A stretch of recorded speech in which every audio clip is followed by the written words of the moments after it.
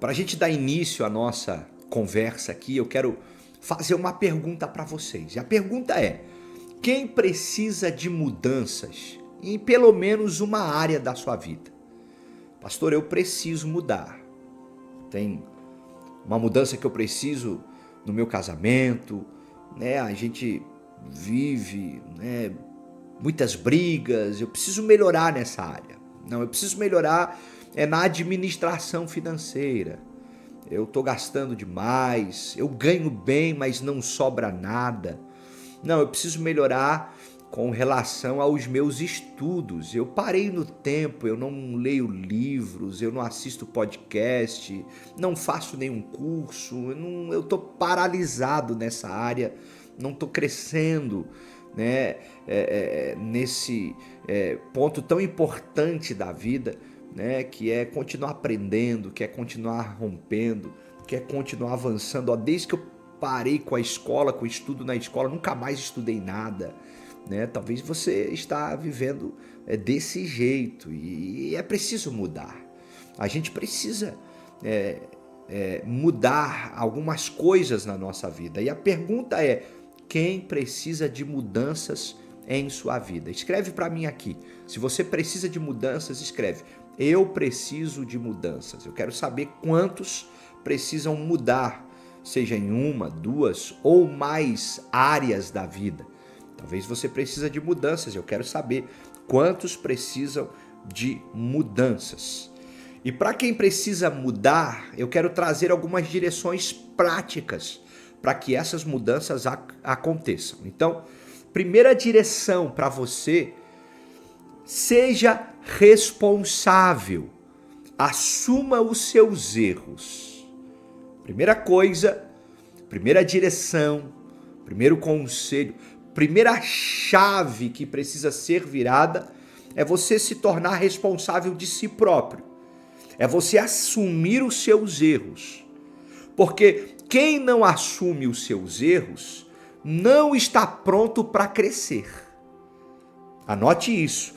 Quem não assume os seus erros não está pronto para crescer. Você quer crescer? Você quer romper? Você quer prosperar? Você tem que investigar o seu coração, as suas ações, as suas palavras. Você precisa ser responsável. Você precisa assumir os seus erros. Porque a mudança começa quando nós assumimos os erros. Porque tem gente que é muito bom em criticar, muito bom em mostrar os erros dos outros. Tem gente que é muito bom em falar onde todo mundo está errando, mas na verdade ela nunca está errada. Na verdade ela nunca assume os seus erros. Quem não assume os seus erros não está pronto para crescer. Vai viver no mesmo lugar, vai viver paralisado, vai viver parado no tempo. Então, tenha responsabilidade consigo mesmo, assumindo os seus erros. Porque a responsabilidade é o primeiro passo para a maturidade. A gente cresce e vai se tornando maduro. A gente cresce, na medida do crescimento, nós vamos amadurecendo. A responsabilidade é o primeiro passo para a maturidade. Você assumir os erros vai te tornar alguém maduro. E alguém maduro vai crescer, alguém maduro vai prosperar, alguém maduro vai viver coisas maiores. Então, em nome de Jesus, que eu e você venhamos entender essa verdade. Que a gente venha ser responsável pelos nossos erros, assumindo eles e assim se tornando maduros, porque maduros nós vamos prosperar. Enquanto você culpar os outros, meu irmão, enquanto você colocar a culpa nos outros, você vai permanecer preso ao passado. Passado de fracasso, passado de frustração, passado onde você não rompeu, onde você não cresceu, passado, né, de fracasso e frustração. Enquanto você culpar os outros, não, a culpa é do outro, foi o outro, é o outro. Enquanto você culpar os outros, você vai permanecer preso ao passado. Então, seja responsável, assuma os seus erros. Provérbios capítulo de número 28, verso 13, a Bíblia diz assim, quem encobre as suas transgressões jamais prosperará, mas o que as confessa e deixa alcançará misericórdia. Ou seja, quem encobre os seus erros, os seus pecados, as suas transgressões, não vai crescer, não vai prosperar. Quem não assume os seus erros, não vai viver os planos e as promessas de Deus. Mas aquele que assume, que confessa, que deixa, esse com certeza alcança misericórdia, com certeza vai crescer e vai prosperar. Segundo, a mudança começa em você. Mude você primeiro. Vou repetir. A mudança começa em você. Mude você primeiro. Ah, pastor, o meu marido. Ah, pastor, a minha esposa. Ah, pastor, os meus filhos. Ah, pastor, isso, é aquilo. A gente vai sempre terceirizando, a gente vai sempre encontrando, né, pessoas para culpar, as circunstâncias para culpar, né? Tudo a gente acha culpado, irmão. A mudança começa em você. Ah, pastor, eu não mudo, não melhoram porque ele fez isso, ele faz aquilo, ela isso. A gente vai encontrando culpado, a gente vai terceirizando, a gente, né, vai colocando a culpa no outro. A mudança começa em você. Mude você primeiro. Mude você primeiro. Quem quer transformação precisa ser a primeira resposta. Tem que ser em você. A mudança vai começar a partir de você. Recebe isso. Recebe essa palavra. A mudança começa a partir de você. Quer mudança? Então comece a mudar. Quer mudança? Então comece você a fazer alguma coisa. Quer mudança? Então mude você primeiro. Escuta, deixa eu te falar. Deus não muda situações sem antes mudar corações. Deus não muda situações sem antes mudar corações. Pastor, eu estou há anos vivendo com esse problema, eu estou há anos vivendo com essa situação, eu estou há anos vivendo com essa adversidade, eu estou há anos tendo que lidar com isso. Sabe por que isso não mudou? Porque o seu coração também não mudou. As coisas vão mudar primeiro dentro de você. Quando você não muda as situações, Deus usa as situações para mudar você. Quando Deus não muda as situações, é porque Deus está usando as situações para transformar você, para mudar você. Tem algo aí dentro que precisa ser transformado. Porque Deus não muda situações sem antes primeiro mudar os corações. Então, a mudança que você quer no outro começa dentro de você. A mudança que você quer começa dentro no seu coração. Paulo escreve aos Romanos, no capítulo de número 12, verso 2, na parte A do versículo, ele diz assim: e não vos conformeis com este mundo, mas sede transformados pela renovação do vosso entendimento. A mudança começa dentro. A mudança começa com uma transformação na nossa mente, uma mudança interna. Então mude você primeiro. Você quer o casamento melhor? Ah, mas é o cônjuge o culpado? Muda você primeiro, você vai ver o seu cônjuge sendo transformado. Você quer uma mudança? Mude você primeiro e você vai ver essa mudança acontecendo.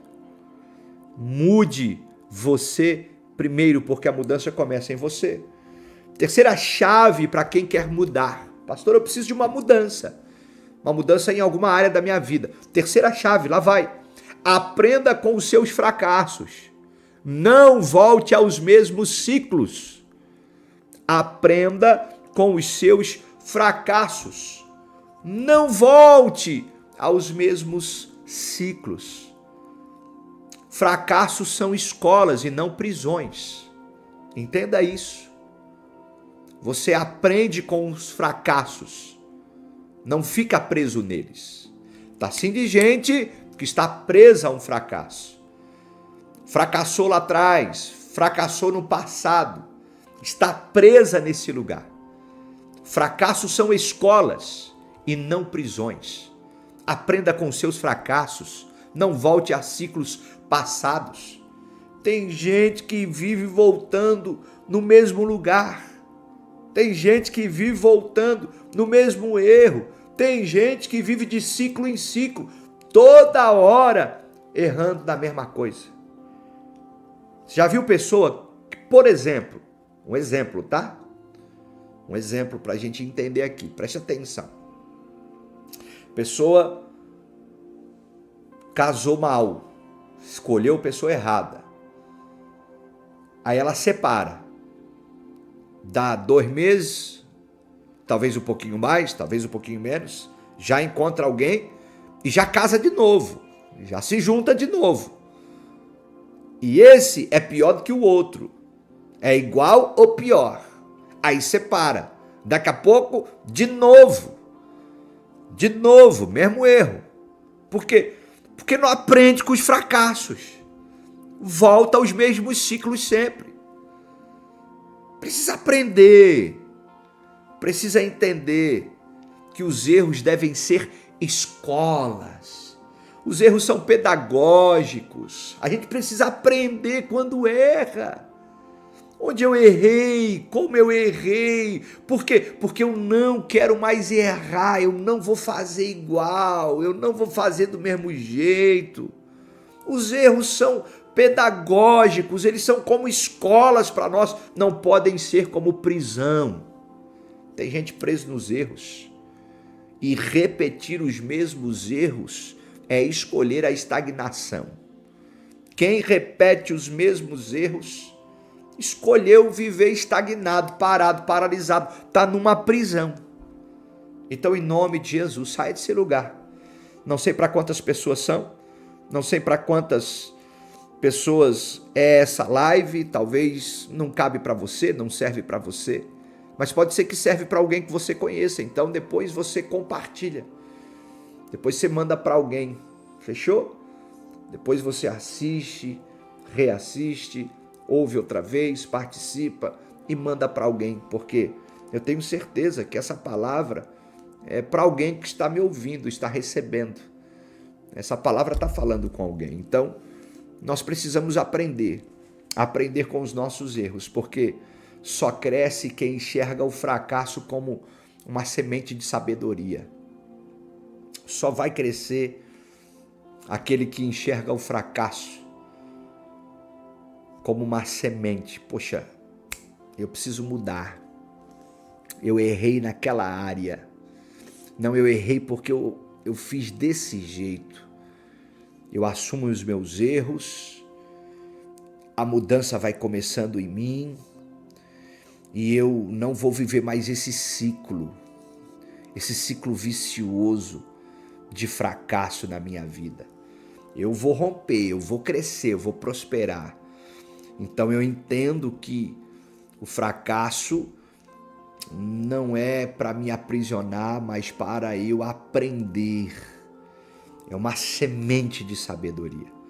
Por isso que Provérbios 24, verso 16 vai dizer assim, ó: caí 7 vezes. Ou melhor, cai 7 vezes o justo e se levanta, mas os ímpios são derrubados pela calamidade. Cai 7 vezes os justos e se levantam, mas os ímpios são derrubados pela calamidade. Então, aprenda com seus fracassos, aprenda com seus erros. Caiu? Levante, mas siga em frente, não volte aos mesmos ciclos. Quarto ponto, quarta direção para quem quer mudanças. Você quer mudar? Você quer melhorar? Você quer crescer? Quarta chave para você, lá vai. Não se compare. Não se compare. Toda comparação é prejudicial. Não se compare. Não se compare. Toda comparação é prejudicial. Porque a comparação ela rouba a alegria e desvia o propósito. A gente, na comparação, a gente sai do nosso propósito, porque a gente olha para o propósito do outro. A gente começa a se comparar com o outro. E a gente começa a se tornar como o outro. E a gente começa a viver a vida do outro. E quando a gente percebe, quando a gente abre os olhos, a gente está distante do nosso propósito. Então não se compare. Cada ser humano, cada um de nós temos uma identidade. Deus não faz cópias. Ele escreve histórias únicas e singulares. Então não se compare, meu irmão. Você vive comparando seu casamento com o casamento do outro. Você vive comparando a sua empresa com a empresa do outro. Você vive comparando a sua vida com a vida do outro. Não se compare, porque a comparação vai roubar o propósito que Deus tem especialmente para você. Entenda que Deus não faz pessoas em série. Deus não fez o homem, a mulher em série. Deus não faz cópias. Ele escreve histórias únicas. Únicas. Você é especial. Então não se compare em nome de Jesus. Entenda que a sua identidade em Cristo, ela é mais poderosa do que qualquer padrão humano.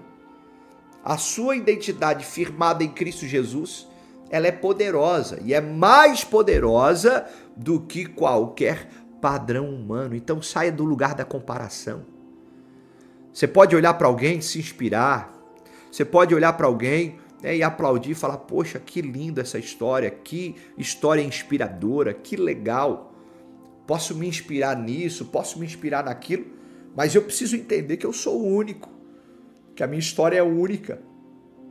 Eu não preciso me comparar com o outro, porque toda comparação é prejudicial. Você olha para cima e vê aqueles caras que estão muito à frente de você, é maravilhoso, inspira, mas daqui a pouco começa, poxa, eu nunca vou chegar lá, eu estou muito distante, está muito longe de mim, o que esses caras estão vivendo é incrível. E aí você começa a ter um sentimento ruim, uma sensação ruim, você começa a distorcer as coisas, o propósito passa a ir embora. Agora, tem pessoas que não olham para cima, mas olham para baixo. E olhando para baixo, elas percebem que elas estão melhores. Poxa, eu estou muito melhor do que aquele cara, eu estou muito melhor do que aquela pessoa, olha o que eu estou fazendo, uau, eu estou incrível. E aí, tu olhando para baixo, meu irmão, se comparando com quem está embaixo, você se acha superior. E no final das contas, toda comparação é prejudicial também por causa disso. Olhando para cima, fica frustrado porque está distante. Olhando para baixo, fica soberbo porque está à frente. Na verdade, cada um tem uma história, cada um tem um processo, cada um tem uma identidade, somos únicos no Senhor. Não precisamos nos comparar, podemos nos inspirar, mas a verdade é que somos únicos, então não se compare. Segunda carta de Paulo aos Coríntios, capítulo 10, verso 12, diz assim: porque não ousamos classificar-nos ou comparar-nos com alguns que se louvam a si mesmos, mas eles, medindo-se consigo mesmos e comparando-se consigo mesmos, estão sem entendimento. Paulo está dizendo que aquele que vive se comparando, ele está sem entendimento. Não tem entendimento, não tem identidade, não sabe para onde vai, não sabe o que quer, está distante do seu propósito. Então, em nome de Jesus, não se compare. E agora, por fim, última chave para você viver uma mudança extraordinária. Cuide da sua saúde. Você quer mudar? Comece pela sua saúde. Cuide da sua saúde. Você vai começar a pensar melhor. você vai começar a ter mais vigor, mais força. Você vai começar a ter mais disposição, mais ânimo. Cuide da sua saúde, corpo, alma e espírito. O corpo literal, cuidado com o corpo. Comer melhor, dormir melhor, praticar exercícios. Você precisa cuidar do seu corpo. Você precisa cuidar do templo do Espírito Santo. Você é o templo de Deus, então trate-se como tal. Você é o templo do Espírito Santo, então trate-se como tal. Cuide do seu corpo. Cuide da sua alma, das suas emoções, da sua mente. Descanse a sua mente. Tenha tempos para você parar e simplesmente descansar a mente. Sabe? Procure cuidar das suas emoções, porque se você não cuidar das emoções, o seu corpo adoece. Se você não cuidar da sua alma, o seu corpo físico adoece. Cuide das suas emoções. Cuide do seu espírito.